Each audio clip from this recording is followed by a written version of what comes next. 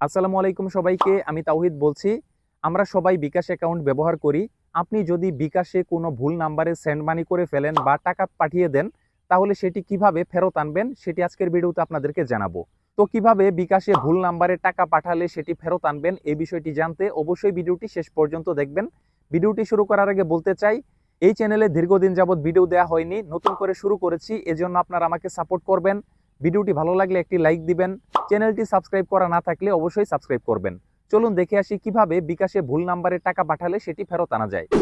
সম্মানিত ভাই এবং বোনেরা, আপনারা যদি বিকাশে ভুল নাম্বারে টাকা পাঠিয়ে ফেলেন, তারপর যদি সেই টাকাটি ফেরত আনতে চান, সেক্ষেত্রে আপনারা আপনার বিকাশ অ্যাপের ভেতরে প্রবেশ করবেন। বিকাশ অ্যাপের ভেতরে প্রবেশ করার পর পিন নাম্বার দিয়ে লগ ইন করে নেবেন।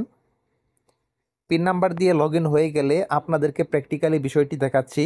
ধরেন এখানে রয়েছে সেন্ড মানি, আমি এই সেন্ড মানিতে ক্লিক করে এখান থেকে একটি ভুল নাম্বারে টাকা পাঠাবো, সেই টাকাটি আপনাদের সামনেই ফেরত আনবো।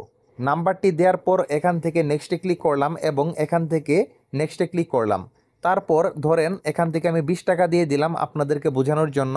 টাকার পরিমাণটি দেওয়ার পর এখান থেকে আমি পিন নাম্বার দিয়ে তারপর এই নাম্বারে এই 20 টাকা সেন্ড করব। দেখতে পাচ্ছেন এখানে সেন্ড হয়ে গিয়েছে।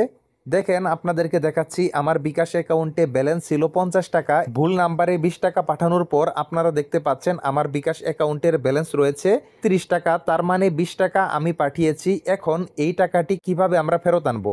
এই টাকাটি ফেরত আনার জন্য আপনারা এখানে দেখতে পাচ্ছেন সেন্ড মানি। আপনি এই সেন্ড মানির উপর আবারও ক্লিক করবেন। ক্লিক করার পর সবার উপরে আপনারা দেখতে পাচ্ছেন প্রথমেই রয়েছে নন বিকাশ। আপনি এই নন বিকাশের উপর ক্লিক করবেন। নন বিকাশের উপর ক্লিক করার পর আপনি যেই নাম্বারে টাকা পাঠিয়েছেন সেই নাম্বারের পাশে দেখতে পাচ্ছেন বাতিল লেখা রয়েছে। আপনি এই বাতিলের উপর ক্লিক করবেন। বাতিলের উপর ক্লিক করার পর এখানে রয়েছে হ্যাঁ, এই হ্যাঁতে ক্লিক করবেন। ক্লিক করার পর আপনি দেখতে পাবেন সেন্ড মানি রিকোয়েস্ট রিভার্সাল। তার মানে এখানে আপনি যেই নাম্বারে টাকা পাঠিয়েছিলেন সেই নাম্বার থেকে অটোমেটিক আপনার নাম্বারে টাকা ব্যাক চলে আসবে। আমি রিফ্রেশ করে আপনাদেরকে দেখাচ্ছি। দেখেন এখানে ব্যালেন্স রয়েছে আবার 52 টাকা। তার মানে 32 টাকা থেকে যেই নাম্বারে ভুলে টাকা পাঠিয়েছিলাম সেই নাম্বার থেকে ব্যাক চলে এসেছে। আপনাদেরকে বিষয়টি আরেকটু ক্লিয়ার করি। আপনি এভাবে ভুল নাম্বারে পাঠানো টাকা ফেরত আনতে পারবেন, তবে এমন নাম্বারে যদি ভুলে টাকা পাঠান যেই নাম্বারে বিকাশ অ্যাকাউন্ট খোলা নেই, সেই টাকাটা আপনারা এখান থেকে ফেরত আনতে পারবেন। যদি কোনো নাম্বারে বিকাশ অ্যাকাউন্ট খোলা না থাকে, সেই নাম্বারে যদি আপনি সেন্ড মানি করে ভুলে টাকা পাঠান, আপনার অ্যাকাউন্ট থেকে টাকা ঠিকই কেটে নেওয়া হবে, কিন্তু সেন্ড মানিতে গেলে এখানে আপনারা নন বিকাশ পাবেন এবং সেই নন বিকাশে ক্লিক করে আপনি সেই টাকাটি ফেরত আনতে পারবেন।